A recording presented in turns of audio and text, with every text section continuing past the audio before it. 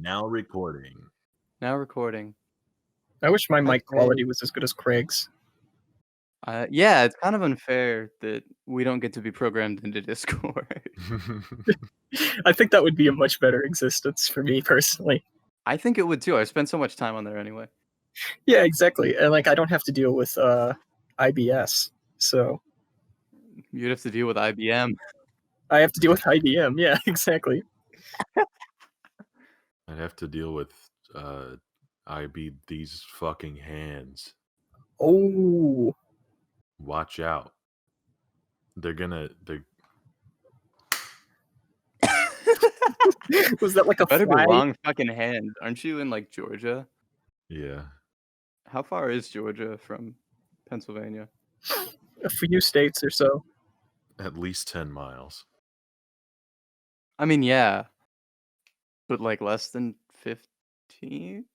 No. No.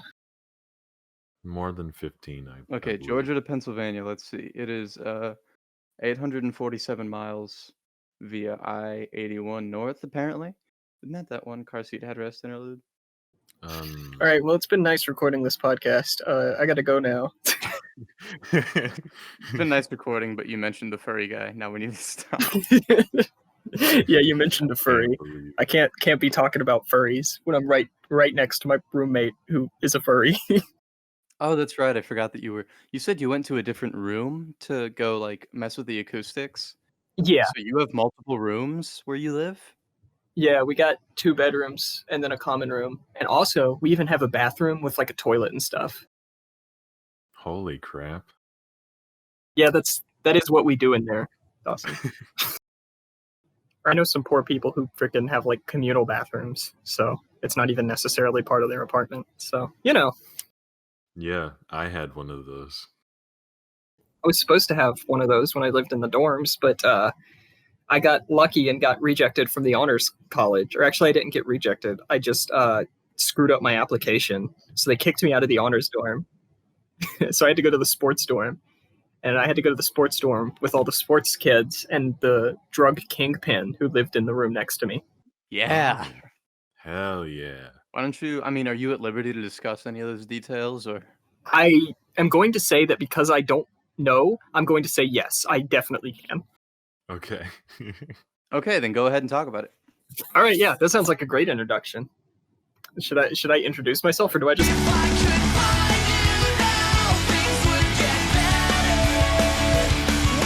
Okay, so my name is Jen. This is the One Track Hivemind podcast still. This is I'm here with Dawson and Jane. Go ahead and introduce yourselves. Well, you just did. Well, yeah, but you got to say who's who, damn it. Well, I'm That's Dawson. Dawson. Oh my gosh. Jinx. Now you introduce me. That's Jane. Thank you. You're welcome. Now introduce yourself. Who? No, I meant Jane. Oh, I'm Jane. Hello. That was Jen, just there. Dawson, can you introduce Jen? real quick? Jin? Yeah, that's Jen? Jen. Who's Jin? Yeah, this that's- is Jen, not Jin. I'm sorry. Can't believe you don't even know the members of our own fucking podcast. I am a straight edge. I don't drink. I don't know what gin is, okay? I am from the South. If you all make fun of my accent, even though Dawson is more Southern than me, I'm going to get on you for that. Where are you, Jane? I'm Virginia. Virginia. Yeah, even before I moved, I would still be more Virginia? Southern than you. Virginia. They call me Southern Dawson. Do they? That seems weird because, like, you live in Georgia, so it's not like you're the one Southern person there. I'm the only one who lives in Georgia. And who calls you that? Everyone else. No man is an island except for Southern Dawson. It's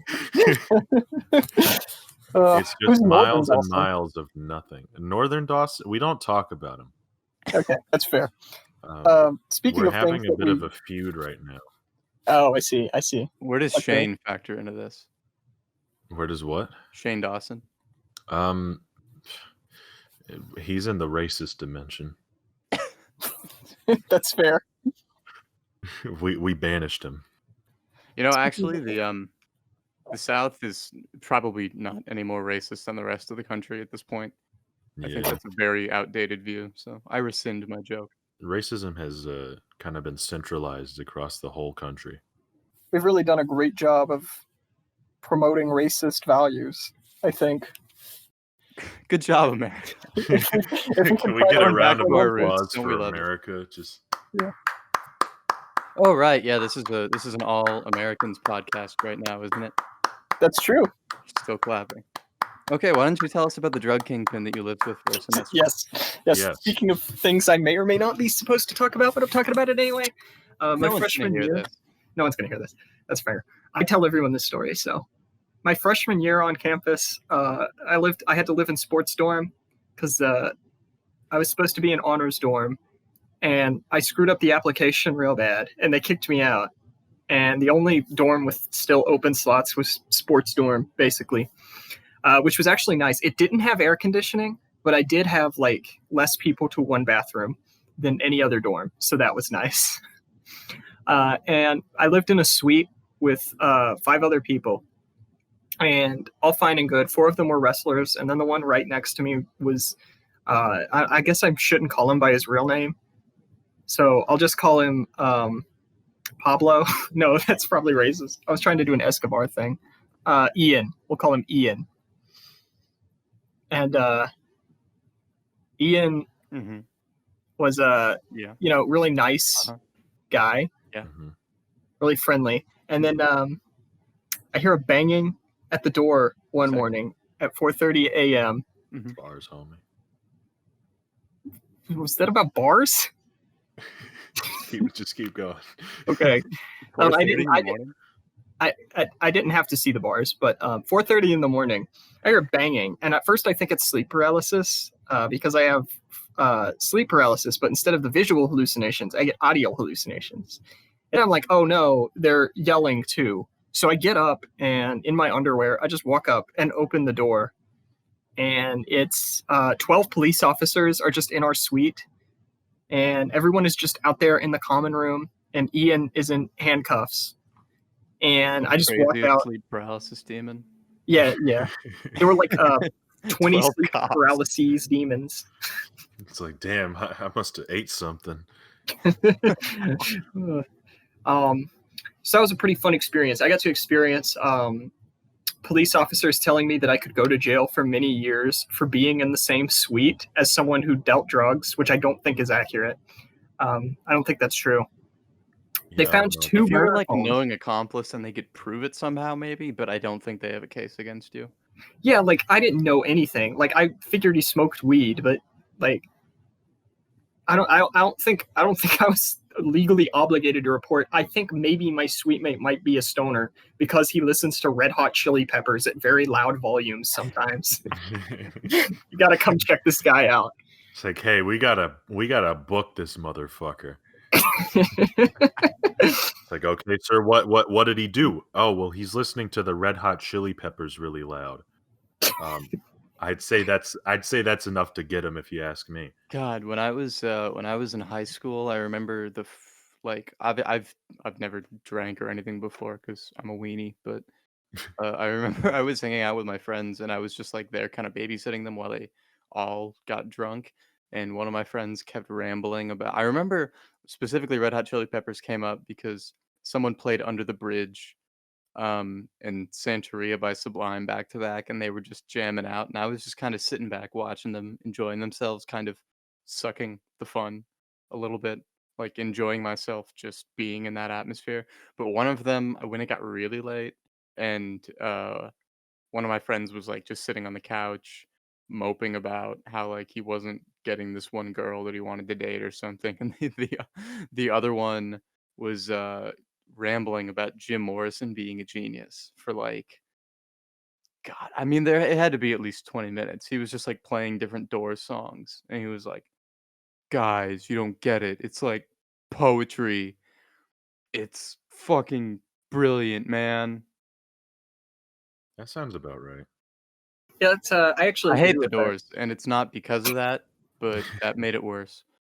Are the doors open or closed? That is what has always confused me. I think Will Toledo tried to answer that by making the door like less open, Yeah, but they still are generally open. I think he made it more ambiguous because now the angle of the door is in question as well. Because we have to Is now it even a know door when it's ajar? True. true. So are we running with the fact that making a door less open, like the title is actually a typo and it's making the doors less open? Well, he's got to make the sequels. What? A door? Yeah, there's multiple doors, so you got to start with just one of the doors. Oh, so the next one will be making a door even less open. Well, no, it'd be making the doors less open. Like he's just training. Yeah, you got to start with one door before you can start making multiple doors less open. Yes. I think it's actually good for our podcast if we just talk about car seat headrest at the start of every episode, especially when the song has nothing to do with car seat headrest. I mean, it was the three of us that originally wanted to do a car seat headrest podcast. That is true. fair. Okay, so today we're talking about Broken Birds off of Nervous Young Man. Ah, what a great song. Right, yes. I love this song. I have heard it. Know all about the bird. Making a bird less broken. Fuck. No. Okay. So we've had our fair share of tomfoolery, I suppose. Should we get into it? Sure. Do you have any? Sure. You know what has shores? The new Fleet Foxes album. You know what has shores? The Ocean Avenue. There's a place off Ocean Avenue where I used to sleep with you. You know what's the No, I'm not totally sure, Dawson. Can't stand it up. I was gonna make a joke that we had gone for long enough to where the referee would be, okay, you're not ejected, but you gotta hurry it along. And so instead of issuing us a red card, the ref would issue us a yellow card. That was the bit. Oh my god! That was the bit that I was kind of workshopping over here. Why didn't you do that? Because I have social anxiety. You're not doing a good job of showing it. True. That was like a Thank you. backhanded compliment. Yeah, thank you. Fuck you, idiot. You're not anxious enough. It's like you don't look nearly ugly enough today. Loser. Okay, so the ref handed us a yellow card and we spontaneously decided to do the song Ocean Avenue, which is not nearly as well known a cut as like Buddy Holly or as Drops of Jupiter. It's got But its iconic nature. I think, yeah, to a degree. I think within a certain subset of people. I was definitely one of those people that grew up listening to fucking, MCR, Fall Out Boy, that very 2000s emo pop kind of sound. But evidently Dawson wasn't because, as is tradition, somebody hasn't heard it. Yeah. Instead of listening to stuff like that in 2003, I don't think I was listening to anything because I was 3 years old and I didn't understand the concept of music yet. But by the time I was old enough to understand that, I still wasn't listening to Ocean Avenue because I was too busy listening to Mercy Me and Third Day, um, and a litany of other Christian rock music Okay. bands. I Which was gonna looking guess back, they were probably Christian bands. they are, yeah, and they're not very good. I have retained one Mercy Me song from when I was a young boy. It is Like on your called playlist and stuff. Yeah, it's called 3:42 a.m. and I think it is okay, I guess. It's What does certainly that better mean, the than time? it starts off it's about writer's block. So he's up to um the song starts off and he's like 3:41 a.m. now 3:42 and like he's talking about how he's up late struggling to write a song. Perfect. Oh, so Yeah. that's kind of like a ripoff of, I mean, not a ripoff, but the same idea as The Chicago song 25 or 6 to 4. Well, the thing is, Chicago sucks. So, I bet they're better than fucking random Christian band. on the whole, probably, but I'm willing to bet that this one song is better. It is, actually, in my Okay. opinion. But I also had to memorize 6 to 4, the freaking song. I can't even remember the name because I had think to it's memorize 25 or 6 to 4. 25 or 6 to 4. Because Right, it means right, 25 or 26 minutes until 4 p.m. Like it's that early in the morning. right. Yeah. It's I had to memorize how to play the whole thing on freaking mellophone in high school. Mellophone? Yep, it's the That's French awesome. horn but trumpet. Yeah. Oh, Mhm. No, yeah, I know what it is. Yeah, it's that was my instrument, baby. And Do you have any I'm gonna- videos of that? I hope not. I Like, I sure hope, hope I don't. like some soccer mom uploaded a video of you playing that Chicago song. Well, we don't really have soccer, but we do have football, so it would have been a football one, most likely. That's the same thing. It just depends on what country you're in. I think we've already established that this is U.S. people only, which I think logically dictates that we can't use the term soccer as just a So- fair. It's just so it fair. was an American football mom. Yes, exactly. No, Guess you could say that video coming out was never meant. Don't. No. Maybe you should stay home next time we record. I am home. Fuck. You know what happened yesterday? What? The summer ends. That's true. Wasn't in the right tense, but it's true. You guys are like, wow, Jen, honestly, Maybe you should have stayed home to record. Wait. Fuck.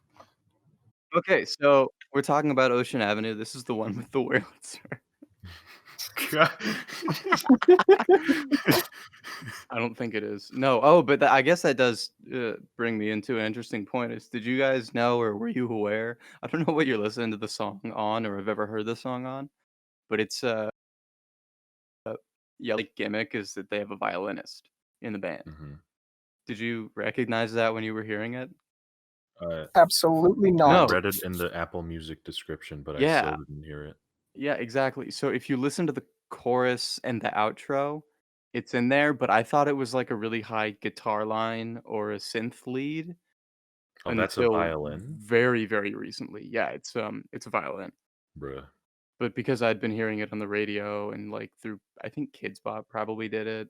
And it was in like a video game whenever I was younger. And like I genuinely don't think until today preparing for this I had ever listened to it on a decent pair of headphones. Yeah, I probably haven't either until today. Me neither. Wow. 3 peas in a pod. Actually, Wow. I hadn't heard Ocean Avenue until 2 years ago, maybe. But you still consider it iconic? Just based off how much I heard before I even ever listened to it, yes. Okay, can you elaborate on that? And tell me what you think of the song too.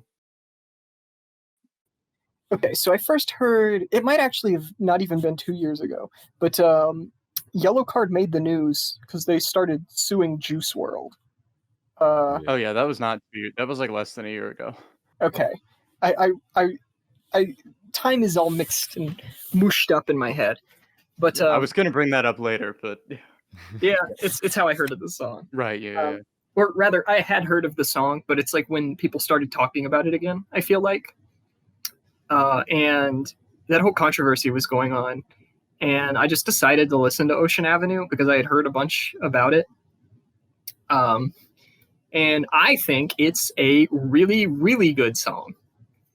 In fact, of the 3 songs we've covered, it's probably my favorite. And Really? Mm.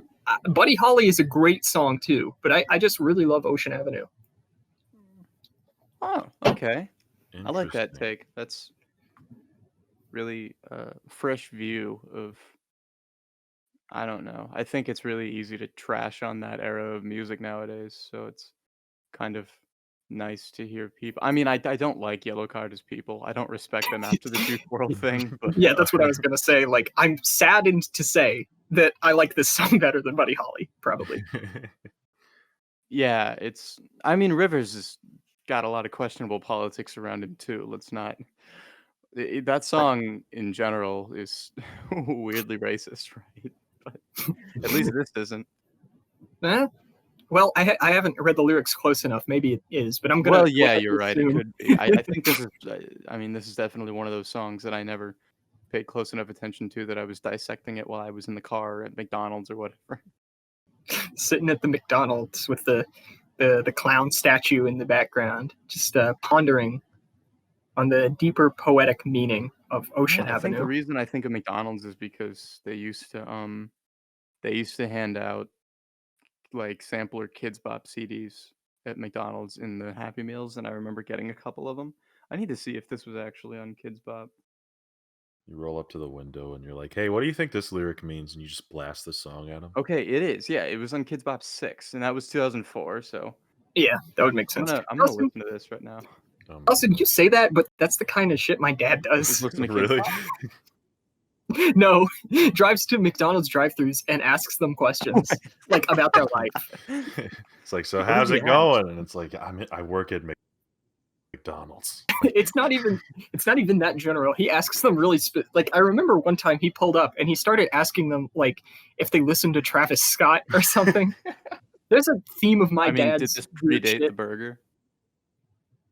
Yes, it very well was probably. I think this was when my dad was first hearing about Travis Scott. So like 2016. Oh my god! Holy crap! Did your dad come When up my with this PR scheme? Yeah, my dad very well could have. I I don't feel even like know. whoever was working on the other side of that drive-thru was like, "Wow, if our customer base likes Travis Scott, maybe Yeah, we could yeah, cross-pollinate a little bit." I'm sure that high school student went on to become like big management in McDonald's Oh, absolutely, yeah. from here. I mean, it very well could be my dad. All I know about my dad's job is that he works in like advertising, or he did, or he still does, or he might have worked in advertising, or he applied for that job, Or he studied it, but then kind of or he forgot studied about it, or he just kind of thought about it. Yeah, or he told you he did once, but like that never really panned out. Right. He was telling Like you he because advertised secretly that he wanted you to follow in his footsteps. Yeah, And then you ended up being a girl, and it all fell apart. that's true. That's pretty much everything I know about my dad. Is like either it did happen or it never happened, or it maybe happened. I think that's everything. my dad's life is just a multiple choice test. I don't really know what the correct answer is. Your dad's life is what is like a like in logical reasoning and coding when you have to like establish a set of possibilities. Mhm. It's If else like statement. yeah, something like that.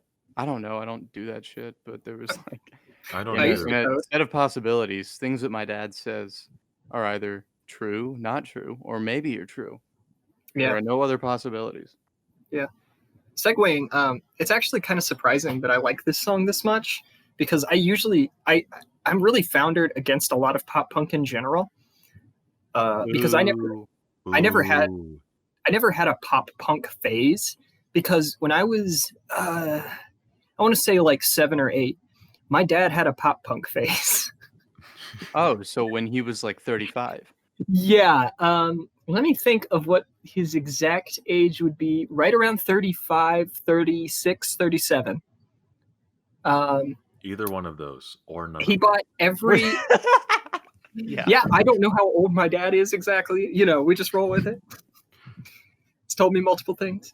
When I was about 7 or 8, my dad bought every All American Rejects album and every Simple Plan album. Oh no. And he listens to Gives You Hell probably every day for close to 6 months, I would say. I would say that is not an exaggeration. We had every Bowling for Soup album. Fallout Boy. We had like the first 2 Fallout Boy albums. Yes. And then I remember their other stuff started coming out, and my dad was like, "This band is selling out," and that's what ended his pop punk phase. Oh, was Fall Out Boy selling out? Yeah. You mean like they had been their entire career, and like every other pop punk band is pop punk is a genre built on selling out. You cannot be a pop punk band without being a sellout. It's kind of half of the name. Is the pop? Yeah. I mean, you could totally be an underground pop artist. You don't need to sell out, but I think that in order to be pop punk, you need to do one of two things: is sell out or like be a sexual predator. That's kind of like in the job description. Or That's both. true. Yeah, I feel like Fall Out both Boy is did that, that's true. or at least Pete Wentz. Yeah, that's an unfortunate tidbit. No, it is, and I mean, like, Yeah, it's why does no one talk about that? I didn't know until was it you who No. brought it up? Probably. Probably. I didn't know. I had no clue because we were doing the pop punk tier list like a couple months back. Oh, that's And right. Yeah. there was like the sexual predator tier, and everyone was putting brand new in there. And either you or someone was like, if we're for the sake of fairness, why is Fall Out Boy not there as well? Pretty cool. Pretty cool. No, not really. Well, it was good that I learned, I guess. Can I don't you hear me? Yeah, I can hear you can't now. now. I didn't hear you for a little bit. Okay, good. That's fine, I guess. As long as you could hear you, because I must have just clipped out because I couldn't hear you talking there at all. Oh, weird. Discord be like, I don't know. Should we say something to make it an easier cut?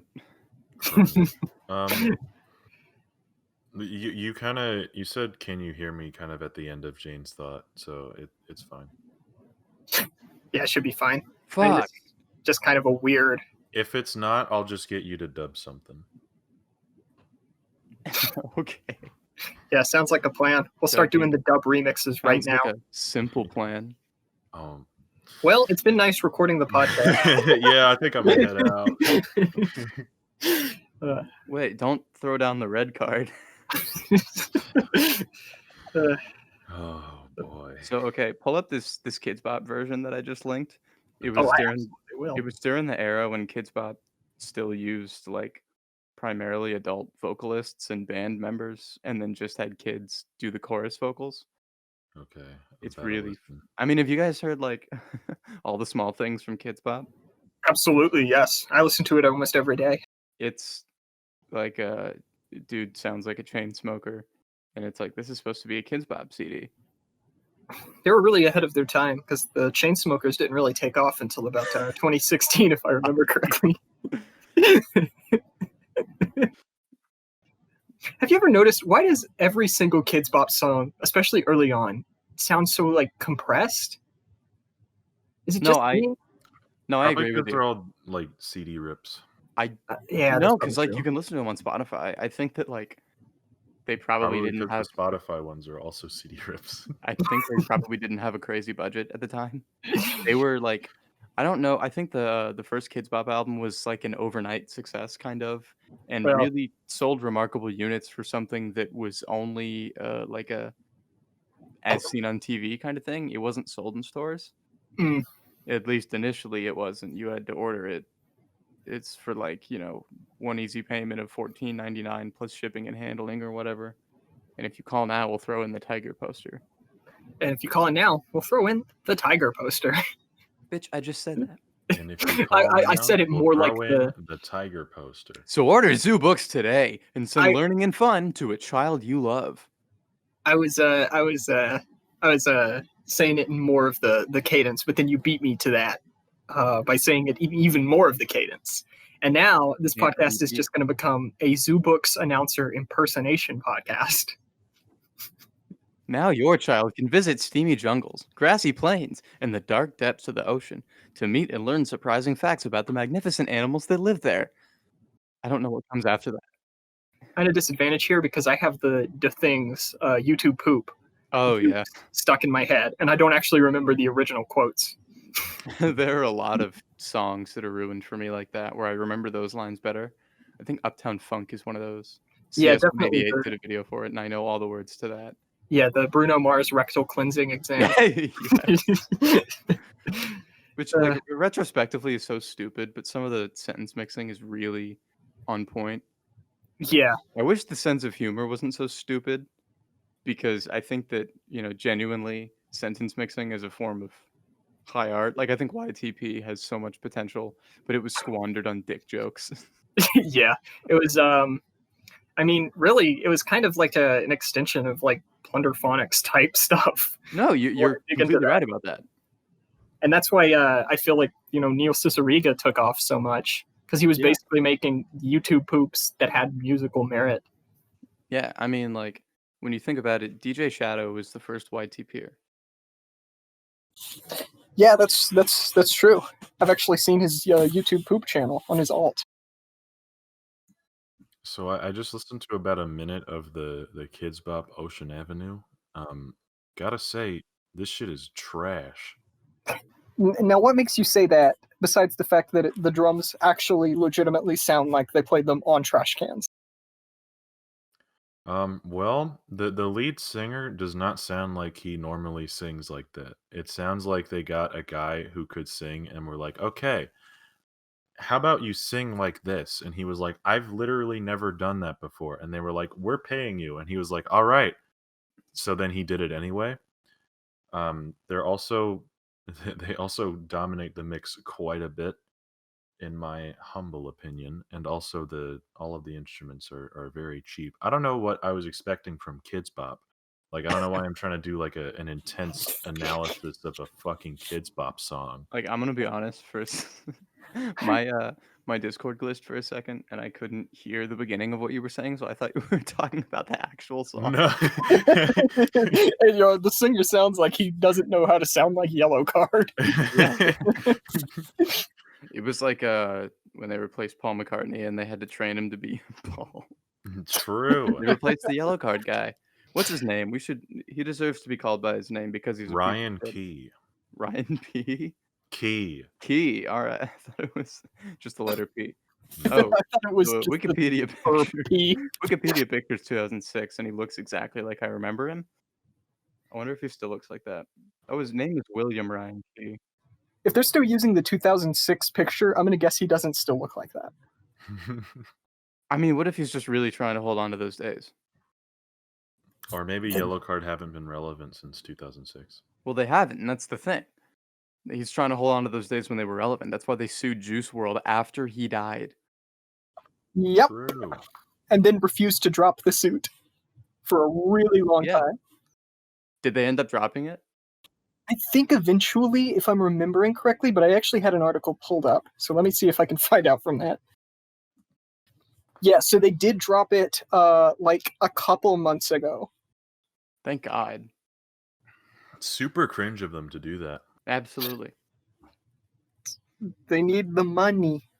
They need the money. Why don't they make good music? True. Right? Ocean Avenue again. Ocean Avenue. I was literally about to say that. I'm sorry. Okay, so Dawson, what do you think of the song? Well, the actual song is pretty good. The I don't really have too terribly much to say about it. Like, the chorus, like, fucking hits. I think like that's probably the main reason it got as big as it did. Pretty much.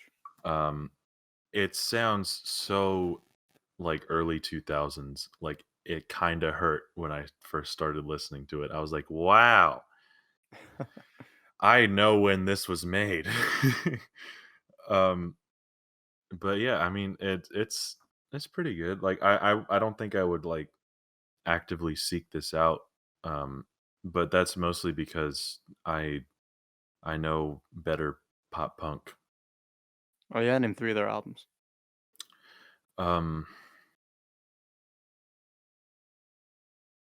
Exactly. I think Dawson is just going along with my favorite pop punk album, which is Kids Bop 6, of course. I haven't finished the name yet. If you would, and I think that one's a classic as well.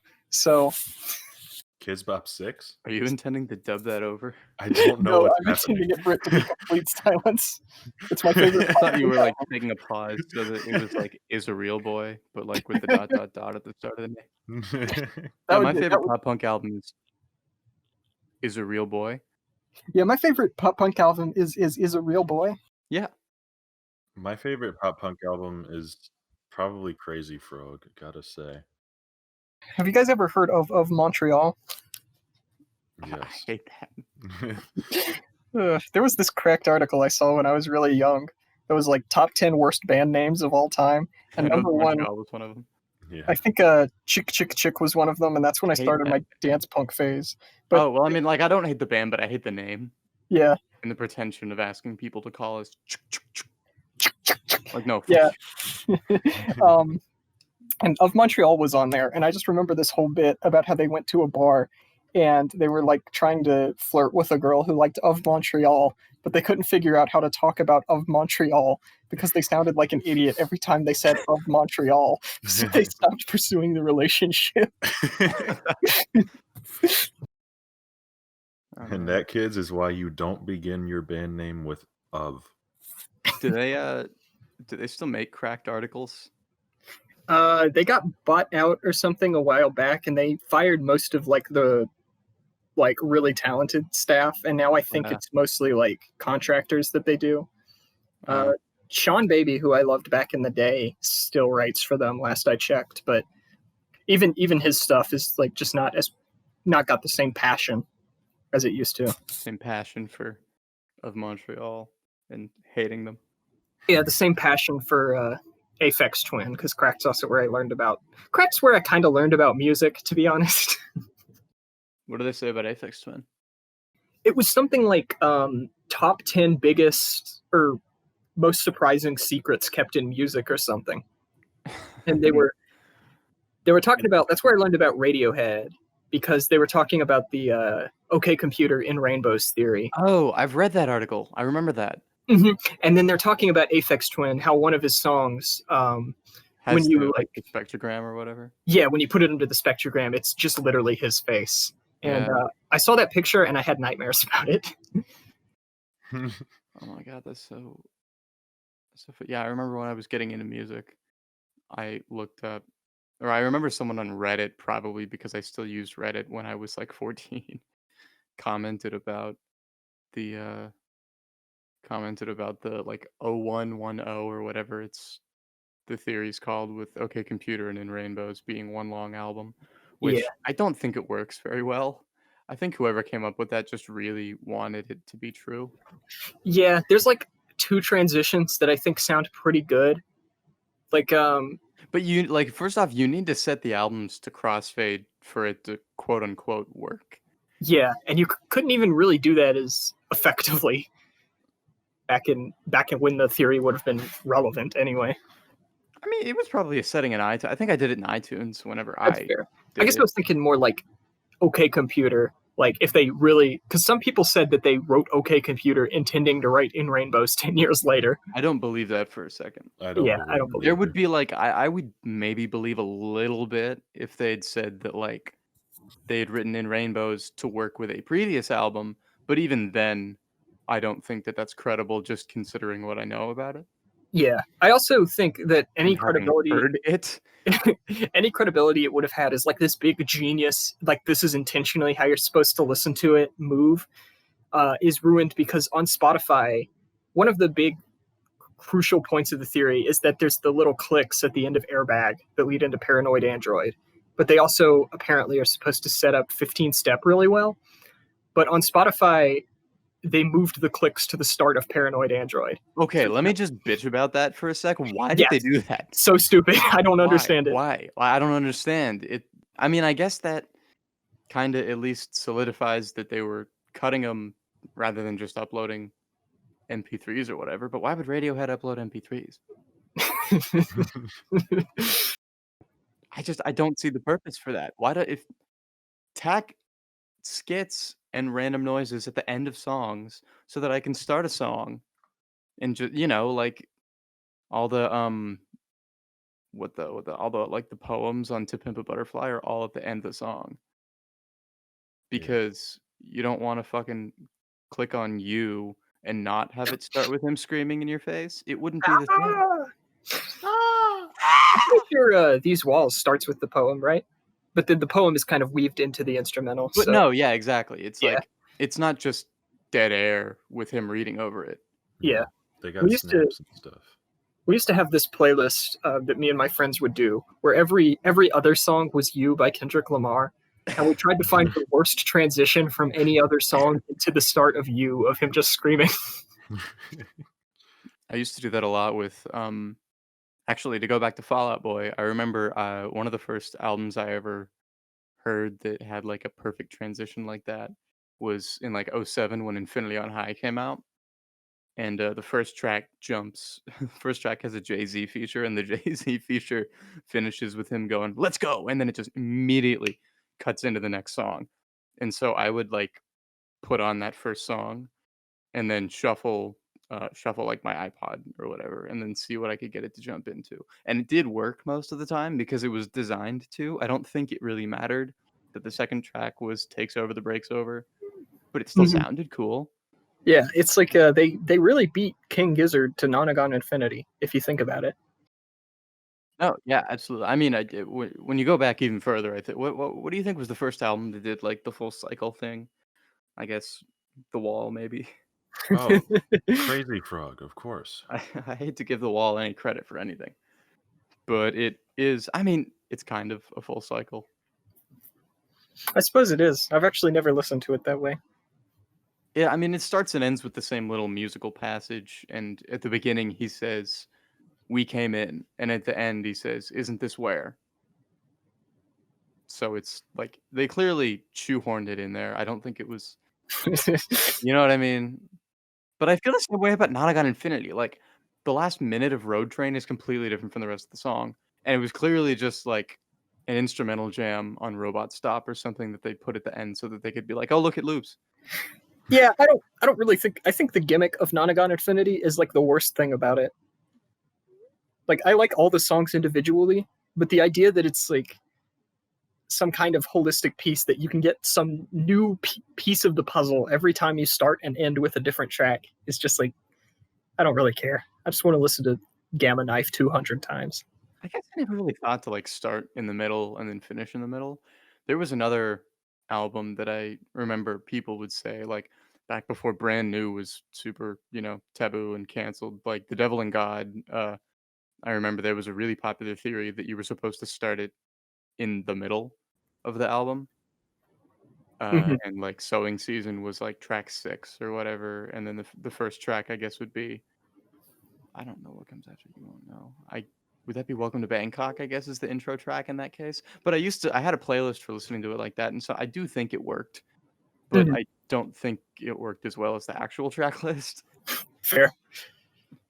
You know, it's interesting because there's actually a theory about the album that Ocean Avenue is on as well. What you're telling me is a lie. I don't care what you're I don't No, it's I don't true. give a fuck. This is if you actually listen to the album and instead of listening to the track list in the specified order, you just listen to Ocean Avenue 15 times in a row. It's actually a much more holistic experience. Yeah, I was I was gonna say that's exactly like my theory that if you could loop Careless Whisper 12 times and press it to vinyl, that would be the greatest album of all time. Mhm. I feel like no one has really trumped that theory yet. Like, I should honestly I should make my own bootleg, add it to Rate Your Music, and then add it to my next chart and see if anybody, like, notices.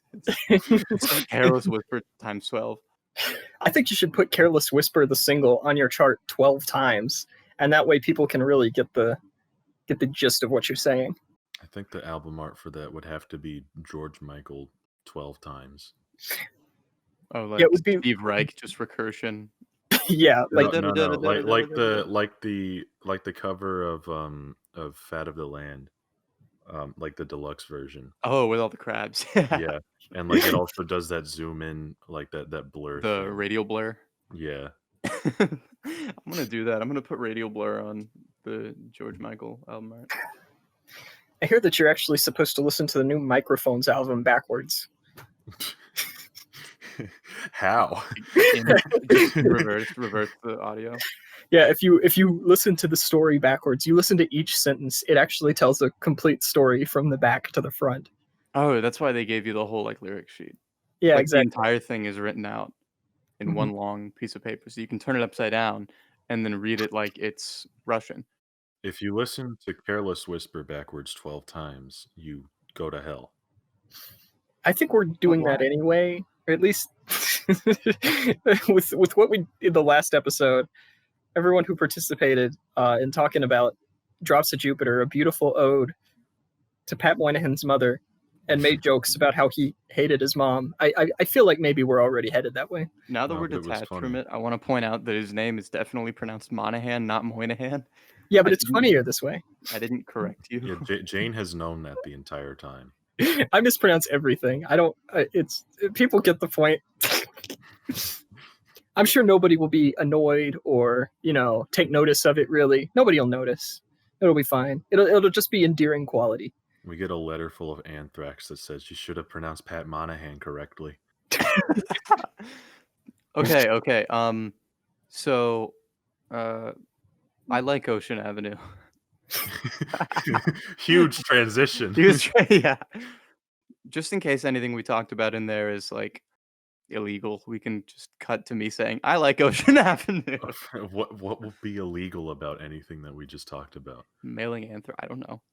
Mailing anthrax. So, we make a joke about somebody mailing anthrax to us, and the FBI comes knocking at my door. The FBI is like, "Hey, how did you know what anthrax is?" It was like, "Oh, I saw it on Criminal Minds." Oh, okay. It's like, it was oh, Criminal Minds, huh? I Yeah, swear I that's what don't know I anything. Don't know anything about anthrax. That's You listen to George the other three thrash bands, Okay, so there's a place off Ocean Avenue, right? right? And Yes. where I used to sit and listen to Ocean Avenue, and True. I like that song. Wow.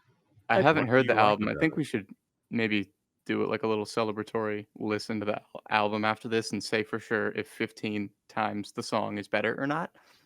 I can already answer that. I haven't heard the album. But I can Well, tell we you need it to find out for sure.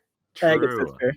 I think would we be need to do our down. research. Like the least we can do as gracious podcast hosts is do our research before we assert things like that. Yes. We got to cite our sources. Yeah, I In guess this that's case true. is us. I guess Also, that's true. Did you see I just posted the Radio Blur George Yeah. Michael? Yeah, yes, I did. George Michael, but really quick. Yeah, I mean, we got to do our research, or elsewise we'll end up asserting stuff like the KFC and train partnership. I did my research I really wish that was true. I would have I loved knew- for that to be true. said it with such adamant confidence that I couldn't say no.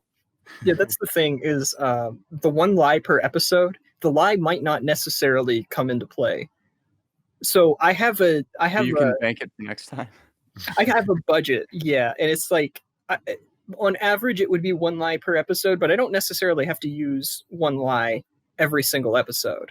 I just get one lie per episode. Right. It doesn't Who came expire. up with these rules? Exactly. That's So- what I thought. Yeah. So Yeah. I think the Ocean Avenue does something kind of cool. I mean, it's totally blatantly overproduced, but I don't think that's a terrible thing when we're talking about music like this. hmm I think it does something cool where, and I didn't even notice this until right before we started when I did my last listen of it, where the opening riff starts in just the right ear and there's nothing in the left ear, and then it crashes in and like everything comes in. I think Mhm. that's pretty cool. The verses are kind of forgettable and whiny. It's like not bad, and I can kind of sing along with it, but it really is just meaningless nothing. But I agree that the chorus is the huge selling point. Like the song, I don't know that I can think of a song. I guess obviously there's a recency bias here, but I can't think of a song that coasts off its chorus harder and still manages to be so good. You know, like when an album is like just decent, but one song is so good that it's like your favorite. Yeah. I think that was the case with me and Notes on a Conditional Form, and then I started actually liking Notes on a Conditional Form. Oh, you like it now? Yeah, I think that album slaps. Cannot say I feel the same, but I'm glad you do. That's Can I- okay. Cannot say I've listened to it. There are a lot of really good songs on there, so it's worth a listen just for that. That's fair.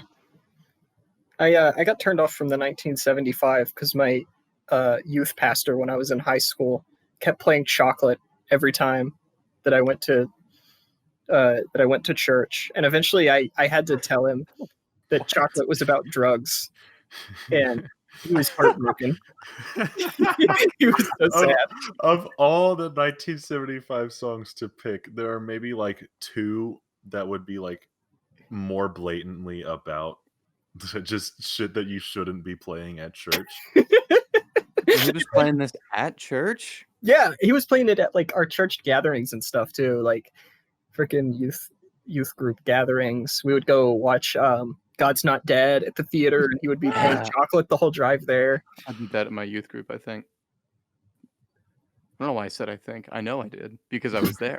And I saw it think with that my own happened. 2 eyes. I can't be sure. I can't Can't never be know. sure. Did they implant those memories?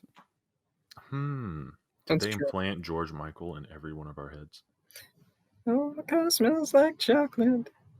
Whether it's about drugs or sex, it still shouldn't be played at a church by a youth pastor. Well, you know, sometimes drugs are good, like Tylenol. Tylenol's great. I don't think Maddie Healy was singing about Tylenol. So like ibuprofen then? Yeah, like ibuprofen. Maybe. There's You say Aleve. ibuprofen? I don't know what you're asking. That is definitely the name of the drug. There's like Aleve. There's Advil. There's Oh my gosh. there's all kinds of drugs that are useful. Sex, male or female. That's what Maddie Healy was talking about in that song. All right, Ocean Avenue by Yeah, okay. Yellowcard. Do you want to get into the lyrics or Yeah, let's any do I kind that. would love to get into the lyrics right I away. actually think I want to go to the Wikipedia page first real quick because there's something really funny that I noticed is if you go to the reviews section that's kind of in the sidebar of every like song or album. If you go to the album reviews, I saw an 8.7 out of 10 and I thought Pitchfork gave it that score, but it was IGN.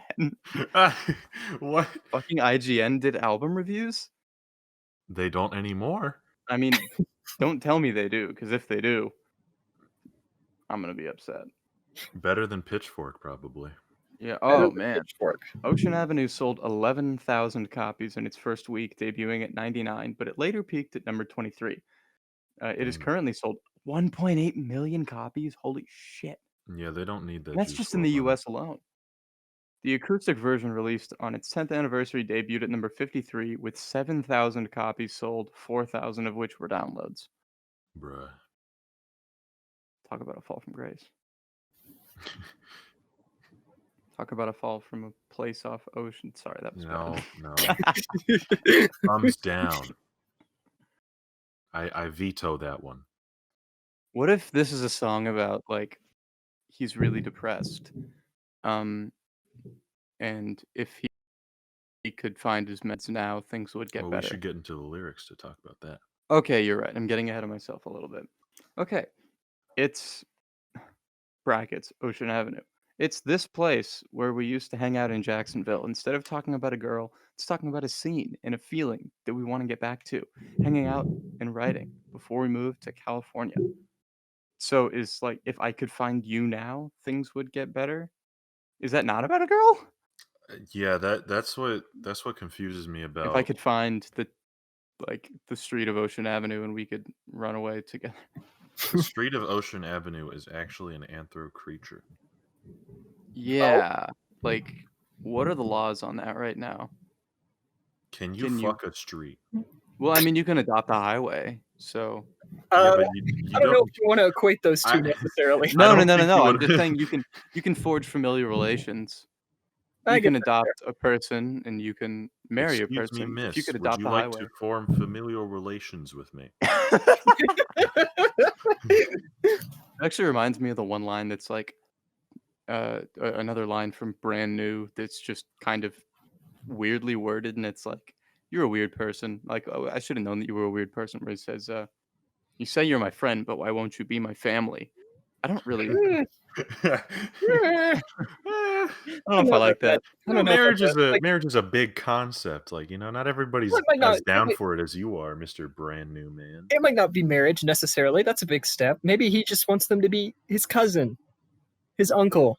Be my uncle. Child.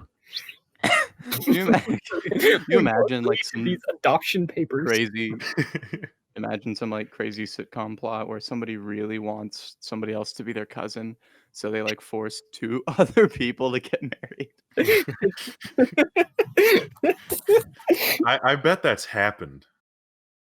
I mean, Like that's just that's kind of like the logical dollar store knockoff of the Parent Trap, right? yeah. Yeah, I guess that's true. All right. There's a place off Ocean Avenue where I used to sit and talk with you. We were both 16 and it felt so right. Sleeping all day, staying up all night. Night. It's easy to interpret this song as a simple love song, but according to an interview with former guitarist Ben Harper, oh, it's just the same quote that's like on the main part of the Genius page. It's just about the place we used to hang out. So what is the place? I guess there's a place off Ocean Avenue, but they're talking about this place. They're not talking about the street, and it's not even on the street. It's off the street. Yeah, like the whole song is named after a different street, a different place. Maybe they don't remember the name of the actual place, and it's like a metaphor. Because like they were both 16. yeah, they can't get back. They can't get back to that place of happiness. They know roughly where it was. Geographically, it was off Ocean Avenue, but they can't get exactly back there. Maybe it's a metaphor. Maybe they put that much thought into it. Maybe they did, and I mean, they put enough thought into it to change the name, according to Genius, because the original street is actually called Beach Boulevard. Oh, really? Beach Boulevard does not sound like the actual There's street. a place off Beach Boulevard. Beach Boulevard sounds like someone heard this song and Green Day's Boulevard of Broken Dreams and conflated the two. Exactly. What was that song called? Beach Boulevard of Ocean Ave. I don't understand. Boulevard of Ocean Dreams. Boulevard of Avenue. My shadow's only thing that sits and talks with me. So That's sadder than either of the other songs. Yeah, what the hell? You're right. That's so sad. we should write that down. Shut that down. Make our own up. I'm forming a pop punk band right now. Let's start a pop punk band and just name it some shitty amalgamate. Yellow Day. Yellow Day. Fucking. Okay. Yellow's taken, green go is ahead. taken. We gotta be red something, clearly. And then it's like day, car. Well, there's August Burns Red, like that exists. Yeah, but it doesn't So- start with red, so it doesn't really matter, does it? It's not the same Fair. thing. It's not the same thing. And just like day, card, just like simple nouns. Just like Red thing. just Red. like Red The Rover. wild, crackling, the leaping, and no one. Okay. Nope. nope. Just like maybe like a food. Like something simple that everyone knows what it is, but when it's paired with red, it sounds cool. Like peppers or something. The Red Hot Chili Peppers. Yeah. That should Yeah, be our perfect. name. So there's this place off Ocean Avenue. Do we want to speculate on what this place was? Where they used to sit and talk? Like, is it the park or something? Does it matter? I usually interpret it as like just like some like secluded place where like teenagers would just go, and it was like their hangout space just because Yeah. it wasn't like marked, so it was like, oh, it's this big secret place. I think that's kind of, yeah. When in my head, when I see them sitting and talking, they're like sitting on a curb or something. So Yeah, I guess your theory is obviously a little bit more secret and secluded, but in my head, it's not like an established government location. yeah. I'm thinking it's just like Not this on Google Maps. any type of place where they go. It'd be funny if you could just plug into Waze or something like a place off Ocean Avenue and it would take you there. I was I thinking understand exactly what you mean. it would be hilarious to go into maps and look at Beach Boulevard and try to find like the closest place. Try to figure out where these hooligans were probably smoking doobs. Yeah, exactly. That's exactly the wording that I was going to use as well. Yeah. It's I mean, they're 16, so Mhm. they're sleeping all day and staying up all night. I guess they don't have school. Might be the summer. Yeah, I mean it's always summer in Florida. That's also true. True. Might be the This is in summer. Jacksonville. Might be It's always quarantine. terrible in Florida. So Yes. there's also a place on the corner of Cherry Street, which, according to Genius, is another street in Jacksonville close to the Douglas Anderson School of the Arts, where the band members attended high school. Oh, okay. So they're trust fund kids. Ah, Woo! We've unlocked another piece of the puzzle. Yeah, they're trust so fund they kids, and they really still don't need do that Juice WRLD money. Yeah, exactly. That's fucking awful. I mean, even without like incorporating a component of race into it, still, you're suing a dead guy when you're a trust fund kid. Yeah. Like, do you think maybe when they were young, there was like this juice shop that they went to, and it was called Juice WRLD, and they couldn't have the deep conversations there. No, And that's why no, they have such a vendetta against Juice WRLD. no. I don't think that that's the case. Actually, They were 20 years old, and they No. went to this juice shop, and it just ruined their childhood memories. And you're saying they were 20 because each verse goes up 2 years. Yeah, exactly. It's the missing third verse. There's a place on the corner of Cherry Street. We would walk on the beach in our bare feet. So is the place the beach? You know, Is a beach on the corner of a street? Like, I don't. No, I don't think of it as that usually. I guess maybe like it's not like a traditional like big commercialized beach. Maybe it's just like a little, like a lowercase b beach. uppercase B beach. Lowercase beach boulevard. No, you'd have to capitalize that, wouldn't you? Beach. Street names Yeah, are I think capital, so. huh? True. Talking Do a you lot about proper nouns. Last week we talked about Monday. Or no, not Monday. It was what was it, June? The month of June being capitalized. I think so. Yeah. Yeah, because conventions of English. Do you think they changed the name from Beach Boulevard to Ocean Avenue purely so they wrote the line "We would walk on the beach in our bare feet," and they didn't want it to sound too similar to Beach Boulevard? I would say that if it wasn't a pop punk song. I don't think they put that much effort into it. I guess that's I fair. mean, I these verses sincerely are. think they changed it because they thought they were going to get sued, which would be like the ultimate irony. That would be hilarious. So they'd walk on the beach in their bare feet. We were both 18, and it felt so right, sleeping all day, staying up all night. So there's a time passage in this song. Yeah, there is. Well, Hmm. They truly I innovated. think, well, every verse is a time passage. They go from 16 to 18 to in verse 3, it's clearly like they're not together anymore. Because in verse 3, there's a piece of you that's here with me. It's everywhere I go. It's everything I see. When I sleep, I dream, and it gets me by. I can make believe that you're here tonight. So clearly he misses somebody that he's just reminiscing about being friends with when they were younger.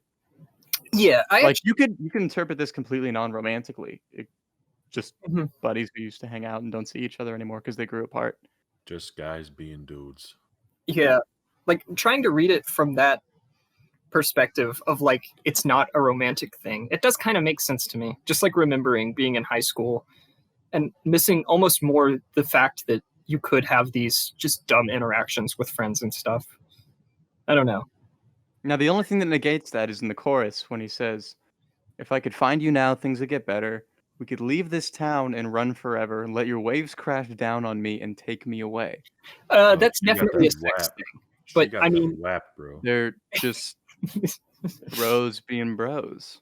Yeah, they're just bros being bros. I mean, do you think that the waves crash down on me is like a... How do you interpret that? How are you supposed to interpret that?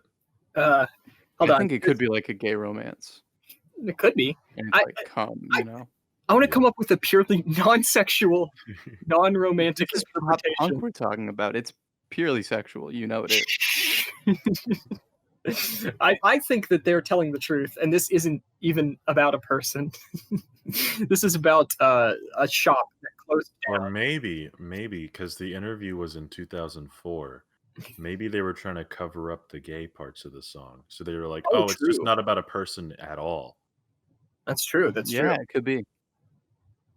I like that. I Ocean wish that Avenue is actually a they gay were. anthem. Yeah, I wish that they were not shitty people because then it would be nice to have a gay pop punk song. I can't think of any other gay pop punk songs, honestly, that aren't like from the last 10 years. Yeah. Yeah, like From that the, era, I certainly can't. the classic pop punk, the golden age of pop punk. The golden age of pop punk, which, depending on who you ask, was probably the Ramones. I hate the Ramones. The Ramones are just like did, they, they're just kind did, of boring. did they even have the genre term pop punk back then? No, but like retroactively, they've been considered like the first pop punk band. I guess that makes sense.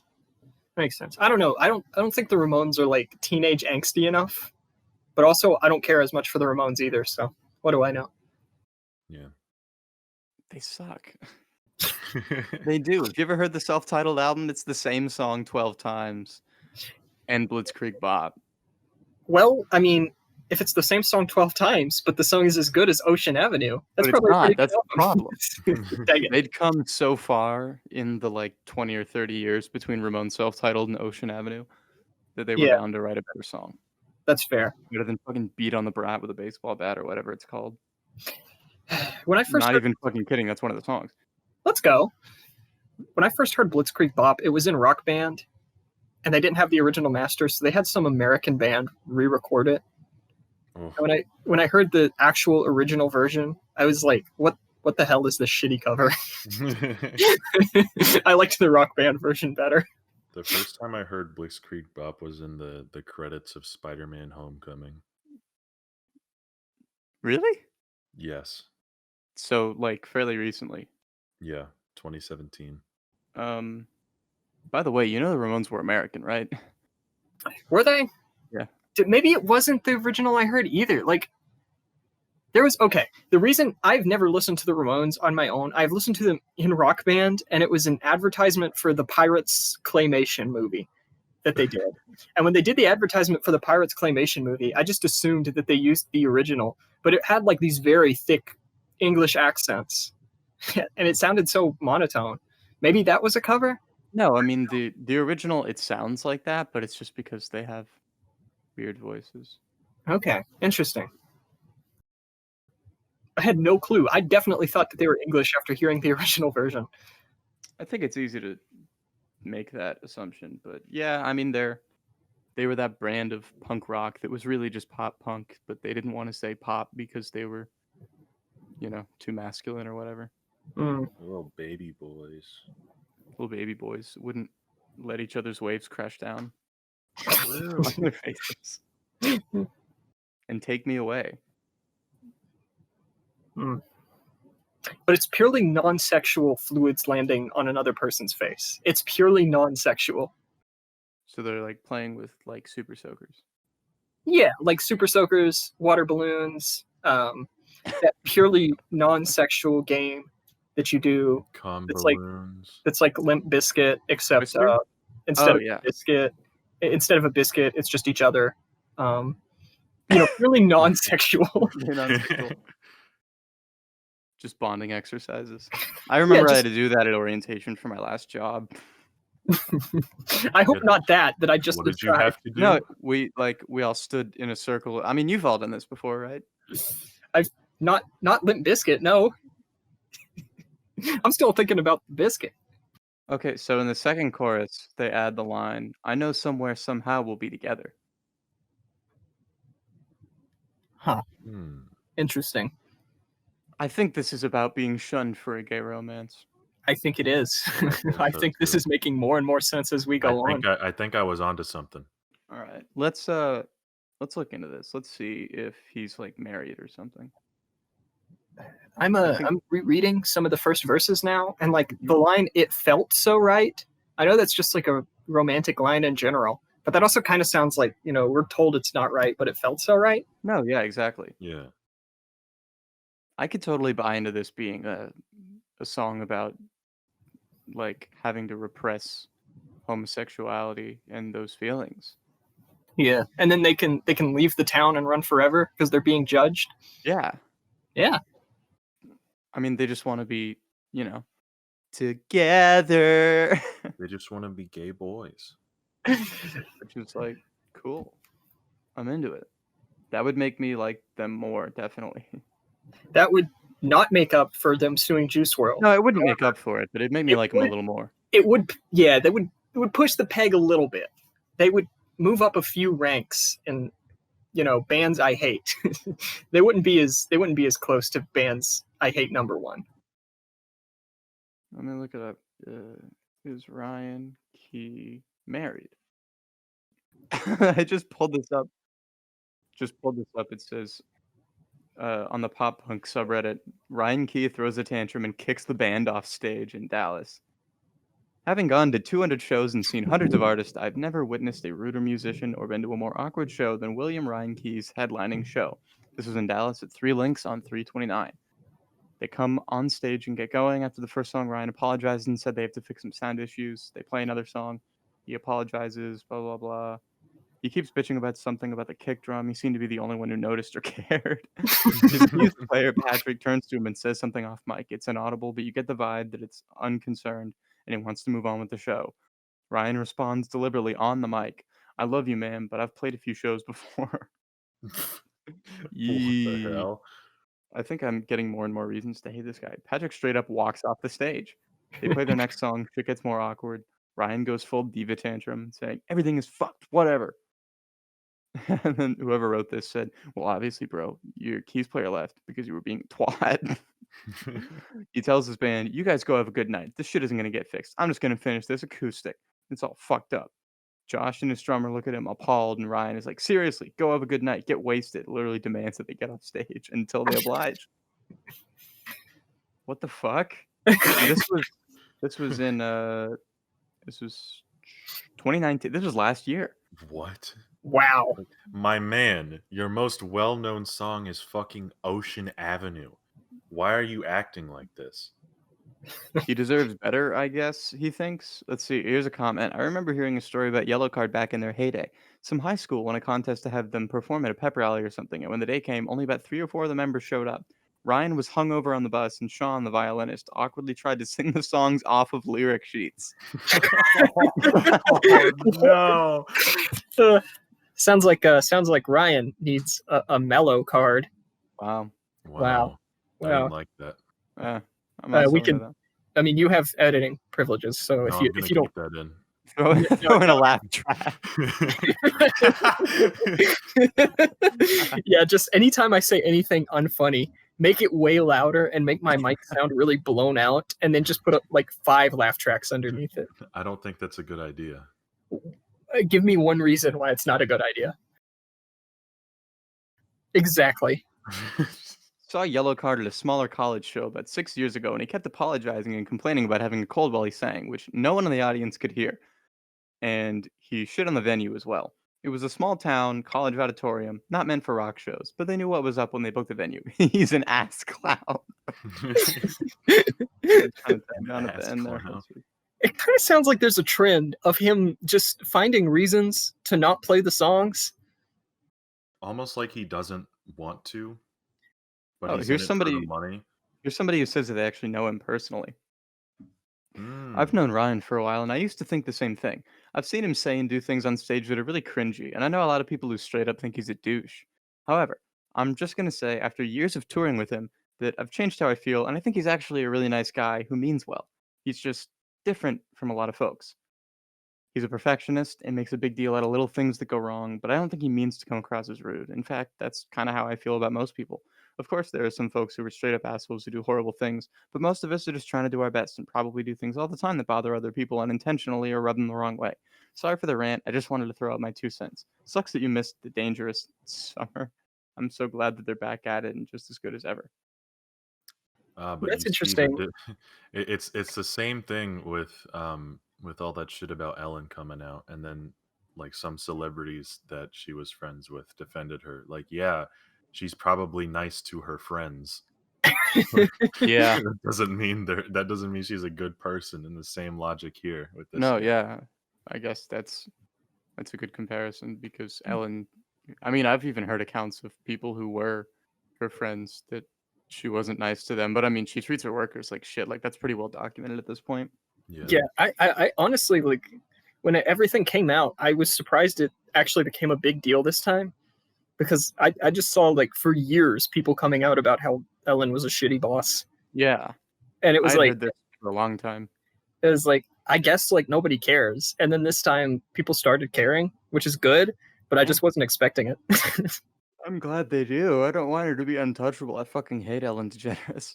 I wish you She's weren't the only so lesbian annoying. that people knew. Here's another comment. This doesn't surprise me. I saw Yellowcard a few years ago, and he stopped mid-song to complain about some sound issue nobody else noticed. Wow, that is totally It's a Right. common theme. He just doesn't Yeah. doesn't want to play the songs. Oh, and he started shitting on the sound techs. He was an asshole about it. I definitely lost respect for him that day. The violin player was chill though. Man, you never ever. That's like one of the number one rules of being a touring musician is do not ever talk shit about the sound guy. Yeah, you know They what I will love fuck doing? up your day. What I love doing is, as an astronaut, when I'm about to take off in my really dangerous rocket, I love making fun of all the scientists that make sure that the rocket launch goes off well. I think that goes really well.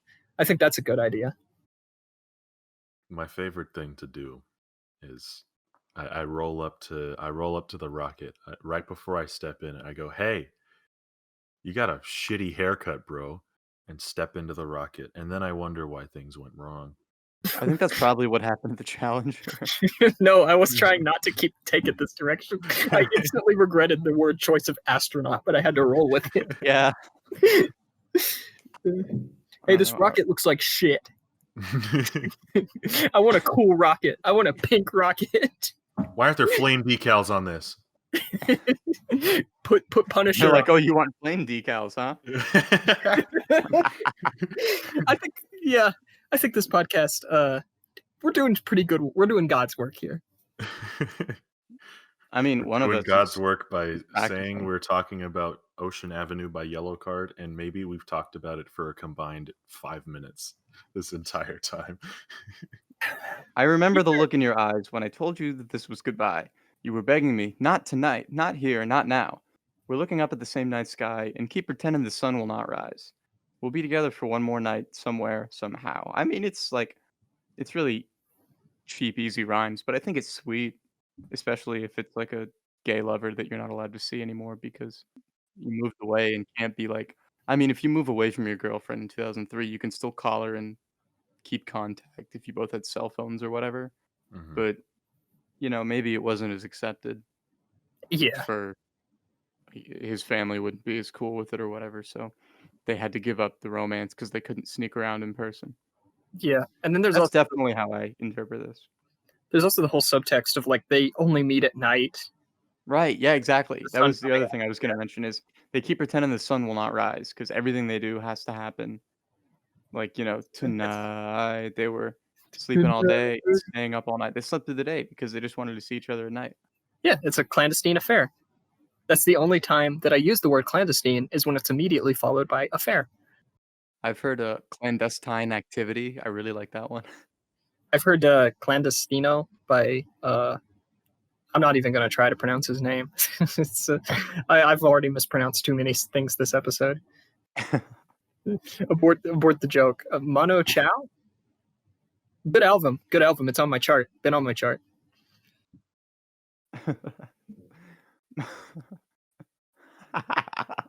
Somebody fucking Clara responded when you said my shadow's the only thing that sits and talks with me. Yeah.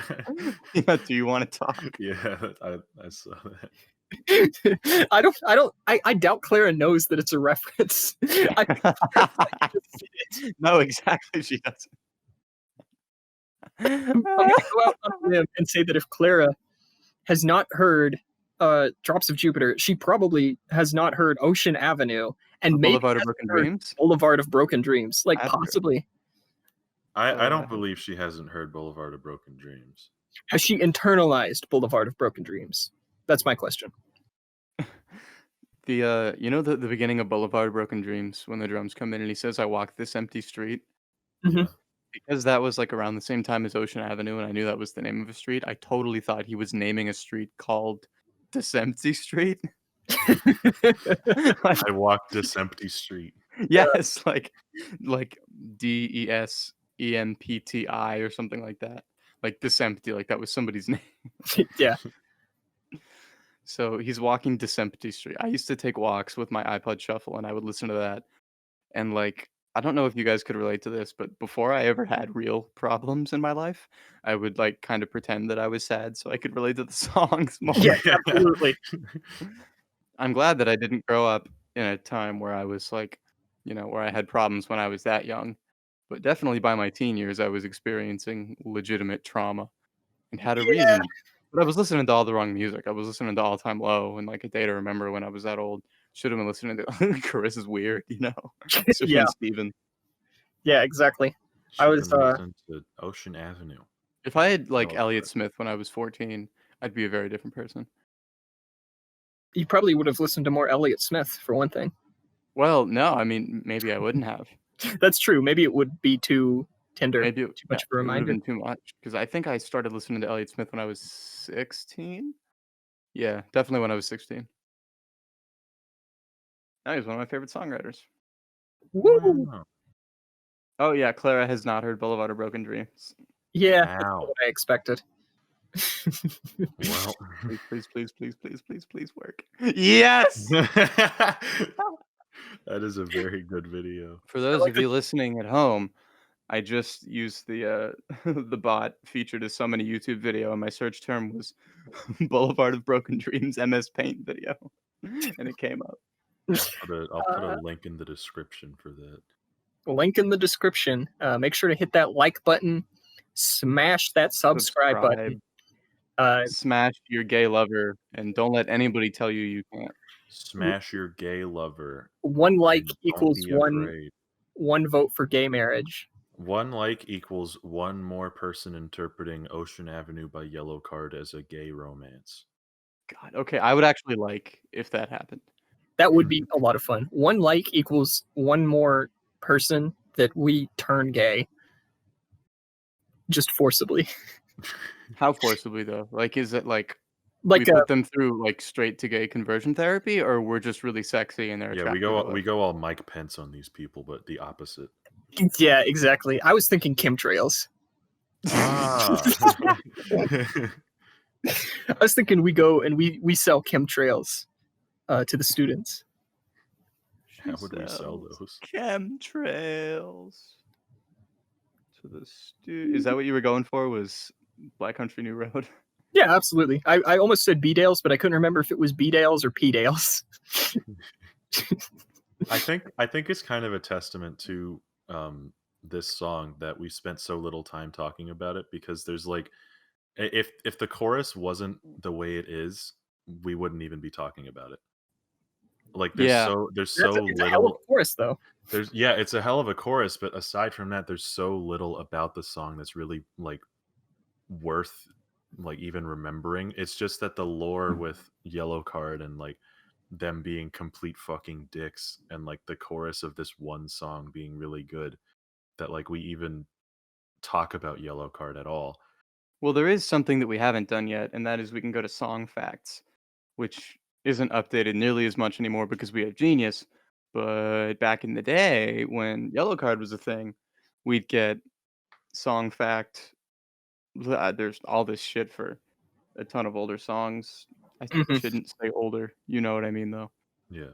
Like Yeah, tons within of the Flame last Wars. 20 years. Yeah. Yellowcard. There's another site. What is it like? Song. There's Song meanings. Yeah, song meanings. Yeah, song meanings, which is like all lyric interpretations. hmm So I think that would also be a really good one to look at, because I remember looking at old things from like when Coldplay albums were just coming out or whatever, and it's like, ooh, this song sounds like the title sounds really cool. I hope it's a good song on like Politic or whatever. Just for fun. Okay. I just Googled Ocean Avenue gay to see if I could find any other interpretations of the song that way. And I got like a gay dating app where you can choose to meet at Ocean Avenue Boardwalk. Visit cruising gays for hookup photos and a map of cruising areas.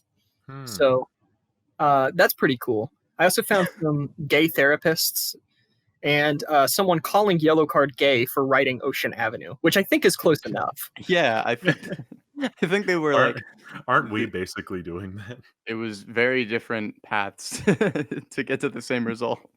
Yeah, I don't think their thought process was nearly as No, not as nuanced. considerate. Yeah, nuanced is the right word. Okay, so here on this is so we're talking about how the chorus is the only thing really worth anything in this song. Mhm. After signing with Capitol Records, Ocean Avenue was the band's major label debut, and the title track became their breakthrough hit. But it almost didn't happen. Keane nearly cut the song from the album because he was struggling to finish the chorus. That seems to be like a common theme. Like a lot of these songs that are really well known for one aspect, it's like that was the aspect they struggled with the most. I mean, if he really is a perfectionist, maybe he just kept writing it until the chorus was perfect. And Yeah, it is. It's a perfect chorus. That a is real true. bombastic chorus. All I the way think down to the little like violin production flair. I really love that. that's I true. gotta talk positive about it. I think talking about Yellowcard for too long has made me prefer Buddy Holly as a song. I don't know. I'm gonna have to listen to them again. Oh, I was thinking kind of the same thing is like I think Buddy Holly I probably didn't change my opinion on too much besides I mean I already knew it was kind of weird and racist going in, but it's kind of a good song. Drops of Jupiter I came out appreciating a lot more. I think I like this song less after talking about it for 2 hours. Yeah. Yeah. For sure. I feel the same way. Like Buddy Holly, I went in thinking that song fucking slapped, and I came out thinking that song fucking slapped. Drops of Jupiter. I mean, I wasn't there, but I know the entire recording. Um, Better than like we do. yeah, Probably, yes. I would wager to say so. Yes. Um, I went in thinking it was like okay, I guess. Like I kind of wish I was there for that episode because I have so much to say about Train. Well, But don't worry. just keep like I'm sure we'll talk about another Train song in the future. Yeah. I'm sure we'll Um, probably make this a Train podcast. I hope not. I still I think- secretly want to do the whole Weezer discography. Oh, no. Can you imagine just how miserable it would get? Like, I think Weezer is a little overhated with their bad stuff, but can you imagine how miserable it would get if we have to talk about every song on Ratitude for 2 hours? No, I mean like that'd be amazing. Have you heard Where's My Sex off of Hurley? Ratitude was the first Weezer album I heard, so Where's My Sex is like the worst song Weezer's ever done, I think. Easily. That is an impressive statement. It is, and I can't wait to talk about it. yeah. Anyway, I interrupted you, Yes. Dawson. Yeah, what were you saying? Drops of Jupiter I certainly like more now that I know more about it and like the context of it. This song I had not heard before, but I did know that Yellowcard was a bag of dicks. But I still thought, oh, this song's pretty cool. But like hearing all that stuff um about the lead singer being a dick to the sound text, like, come on, man. Like, Yeah, I come on. can't vibe with that really. I really like I went to I went to like a theater high school, like sound tech like they put up with so much. Like just be nice to them. No, yeah, I was a stage tech for theater when I was in high school too. Yeah. And I was on stage. Like I didn't go through what like I wasn't right, you tech were big person. Hollywood. No. Mhm. Yeah, you were like the star, and you were the one who was like mistreating us as like the stage techs. Yeah. I was normally relegated to like either villains or monstrous people because of my voice. Right. So like I would I actually for one of the shows I was in the booth for the entire show because it was a voice role and I was Audrey 2 from Little Shop of Ooh. Horrors. Yeah. Ooh, From what? Little Shop of Horrors. Oh, one of the best musicals of all time. True. And it was Audrey very 2. fun. Is one of my favorite villains of all time.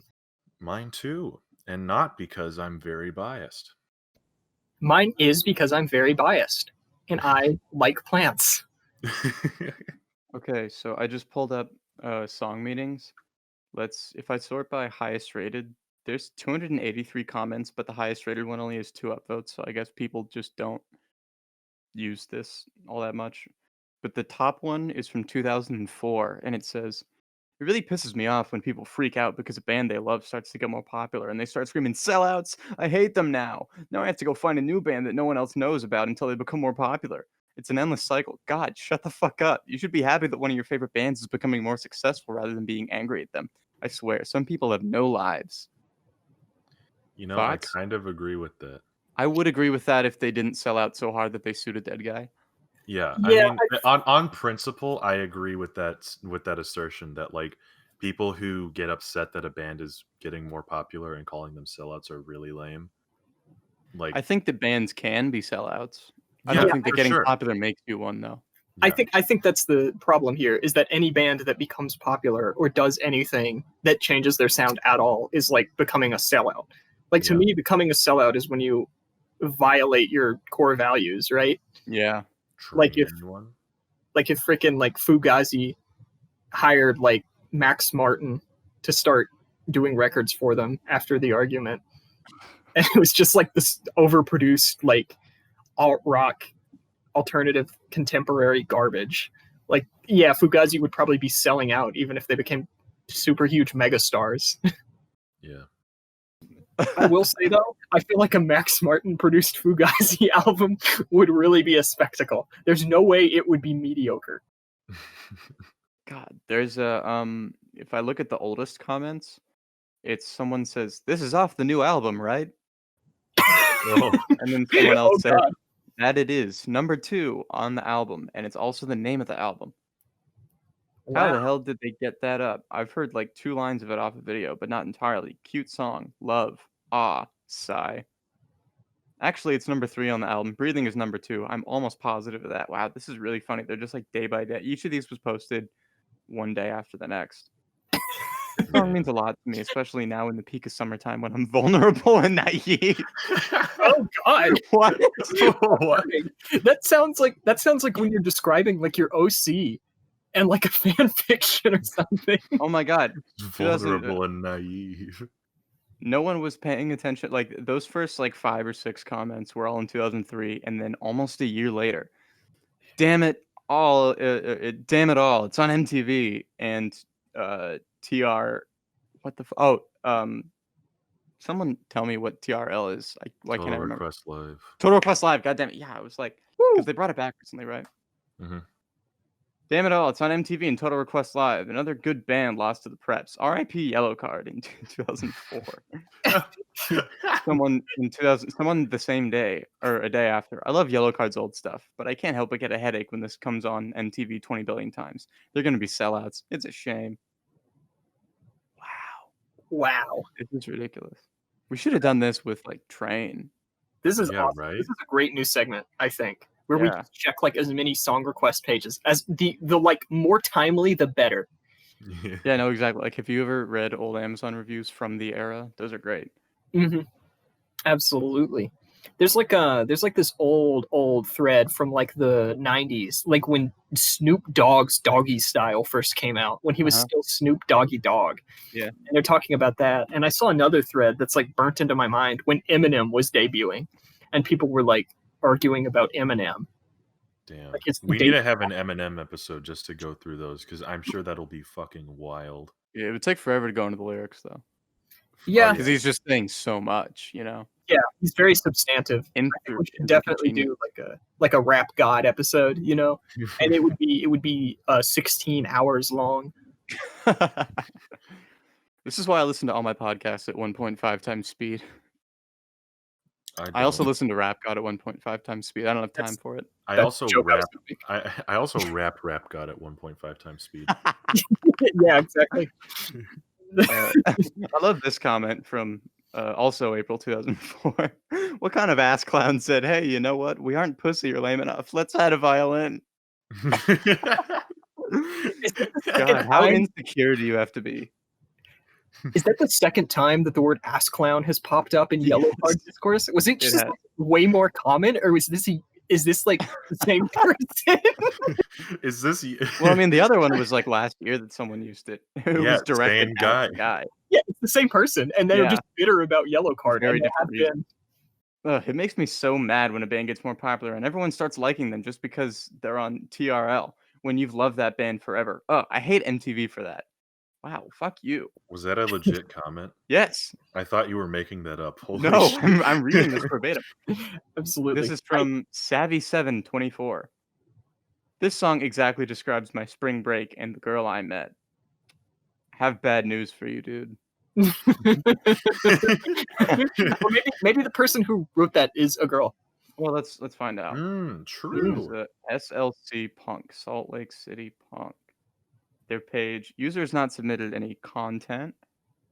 Their birthday is. Oh, okay. Let's see.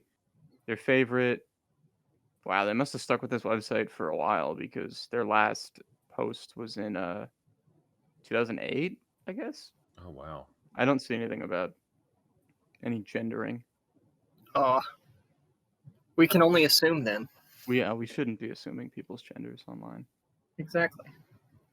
You know what they say about assuming? It's not Trans very people get epic. mad.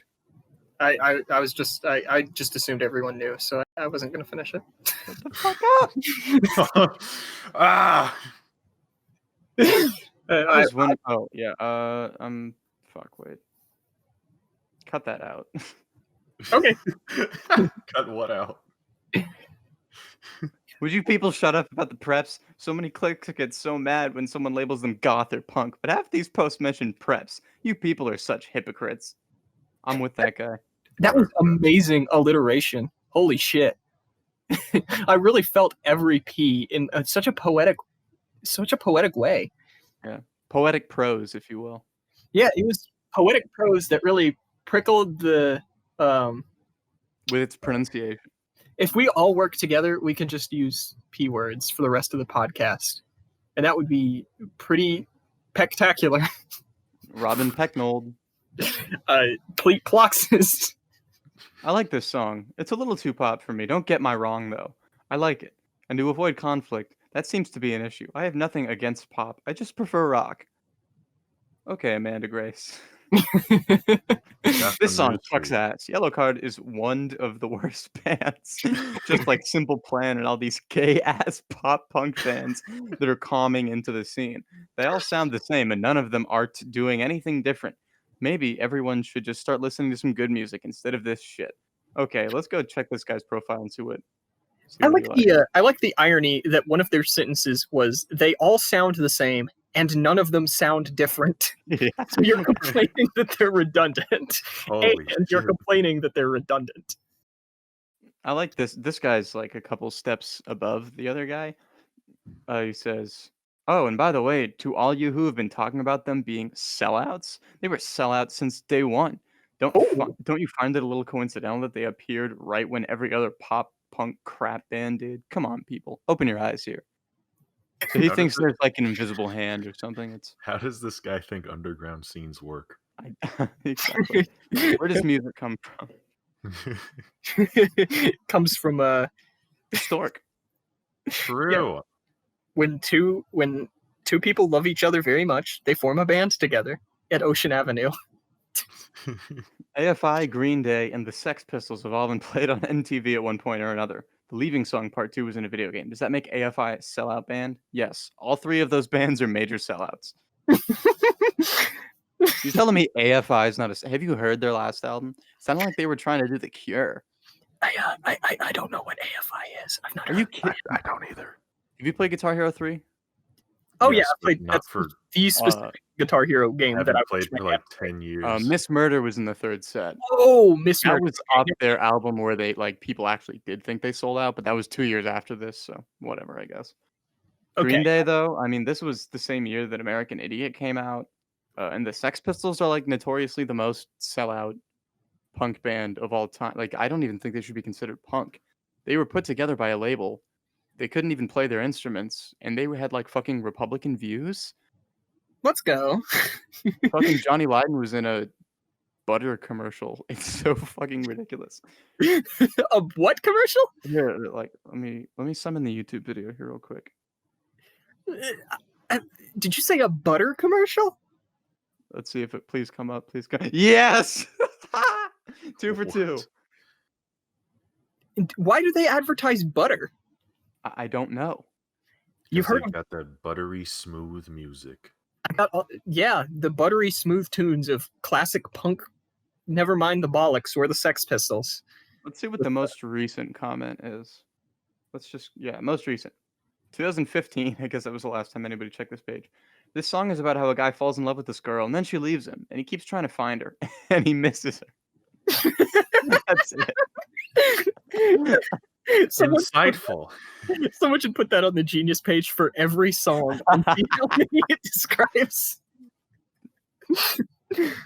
Like, theoretically, I feel like you could half of songs in English at the very least.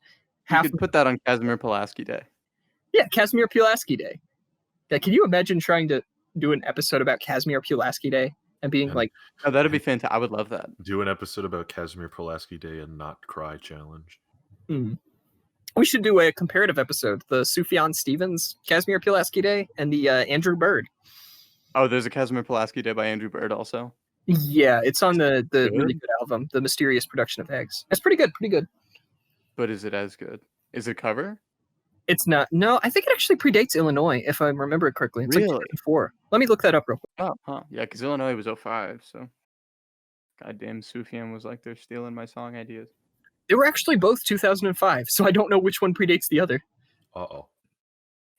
Wow, okay, maybe they did sell out really hard, because in 2010, someone commented that they first heard this song when the music video came on at the local movie theater before the previews. I thought it was so cool. I recognized Ocean Avenue and Cherry Street because I live so close to Jersey.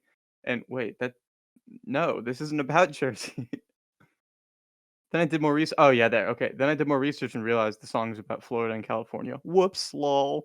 Either way, this is the summer song for my age group in the Philly, Jersey area. The street names were just very convenient. Smiley face. I have my research has concluded that indeed the Andrew Bird Casimir Pulaski Day predates the Sufjan Stevens Casimir Pulaski Day, at least in terms of release date. But are they like you said they were both 05? Yes. I think that's a really weird coincidence then. Because I doubt one knew about the other, like, in time to at least make it on the album. I'm sure Sufjan Stevens knew who Andrew Bird was, but, like, you know. Yeah, they were like kind of very similar scene, I guess, but yeah, just an odd coincidence. Yeah. Okay, do we have any final thoughts? Is there anything you want to, like, add to this? I want to add that I might have misremembered, and it might not be on The Mysterious Production of Eggs at all. Really? I want to add that fuck Yellowcard. Fuck Yellowcard. One of my favorite things to do with bands that are, like, really shitty is go and look at their Spotify plays to see if they have one that just trumps the other. Like, let's go to Yellowcard and see how much Ocean Avenue trumps everything else. It's 169 million plays. The next song is 63 million. Oh, Then 32. over 100 million more plays. Yeah. And I mean, they're still getting hundreds of millions of plays, so that's not small by any means, but still. Okay, it's not called Casimir Pulaski Day. It's called Pulaski at Night, and it was not on The Mysterious Production of Eggs, but I think I had like a dumb ripped version of it that did have it tacked on to the end of The Mysterious Production of Eggs. So all these years, I thought it was. Wow. So this is just like an example of a shitty LimeWire download. Yeah, like this came out in like 2013, but it was on my copy of The Mysterious Production of Eggs. Well, never mind. No one was using LimeWire in 2013. I think I probably downloaded Ocean Avenue off LimeWire when I was younger. My dad downloaded the whole Phineas and Ferb soundtrack off LimeWire, so. Really? I remember saving up my money to buy that on iTunes. Yeah, well, you're less piracy inclined than my father, so. No, my dad taught me how to use LimeWire when I was, 7, maybe 8. I think I was 7. He taught me how to use LimeWire, and then someone told me it was illegal, and I asked like my parents, like, you wouldn't show me how to do something that's illegal, would you? And they were like, no, that's definitely like not legal. I specifically remember saying once, like, if you could just buy CDs, like blank CDs from the store and LimeWire everything, why would anybody ever buy an actual CD? And my mom just like nervously laughed. So, I mean, I was taught to use LimeWire, and I definitely downloaded a bunch of stuff from there. And Yep. then I went many years thinking like piracy was wrong and like destroying the industry or whatever. It wasn't until probably when I was like 15 or 16 that I finally came back around and was like, okay, I don't need to keep going to the library to rip CDs Yeah. onto my computer just to get the files. If I want to listen to them, I can, you know, I already collect records. I go to shows. I'm supporting the artists enough. Mm. Most artists nowadays on Bandcamp who are small are going to give out their music for free because they want people to hear it. You're not making much money off of music or royalties anymore. It's all about selling t-shirts and going to shows. And the problem with that is that we don't have shows anymore. And we don't wear t-shirts anymore. And we don't wear t-shirts. Everyone's naked because they're in quarantine. Exactly. True. When was the last time you saw somebody with a Yellowcard shirt? Never. Exactly. I don't want to answer that question. Wait, do you actually know someone with a Yellowcard shirt? I would like to. No, I don't. I just thought it would be a really funny segue to say I don't want to answer that question. I do like the comment on here that says, dude, you have no choice but to sing along to this one. Freaking insane. It's freaking insane. I ran a money scheme. I don't really know what to call it in elementary school, where I sold people CDs, and I would curate them for them, and I would just download the songs off LimeWire, and then I would just sell the burnt CDs to them. You did that? Yeah. Oh my god, I I did didn't a know it was thing. illegal. No, I mean that's like kind of baller. I mean, Mhm. besides the like stealing other people's money and making or stealing not money, I stealing definitely people's lost money music. on it is the thing, because I was trying to save up to buy Super Mario Baseball. I don't remember the actual name of the game. Sluggers. Sluggers, yeah. I was getting confused with Strikers. I was saving up money to buy Super Mario Sluggers, but I spent way more money on the burnt CDs than I got because I only charged 25 cents. Oh well, then yeah, that'll do it. No wonder why people bought it. I got the game though, but I stole it. So I went to a summer camp that was more of a daycare kind of thing for people whose parents worked for like the local like hospital and research facility. It's like sponsored or owned by University of Pittsburgh. So I went there when I was younger because my dad is a scientist. And so I would bring in my CD player all the time and bring in like a pair of headphones that was just over ear so I could pass it around, and I would let people take turns listening to music on it. I remember I didn't like know all the names of the songs. I just knew them as like the track numbers. So I would be like, all right, this is track 8. This one's my favorite. And I would give it to somebody and they'd like start smiling and bobbing their head, and it was like Move Along by the All American Rejects. yeah, so you're doing exactly like your what my dad. Yeah, that's what my dad was doing, except the people he was passing it around to were his 2 sons. I was really shitty at piracy in middle school too. Like I remember I downloaded a movie once that was basically me ripping from someone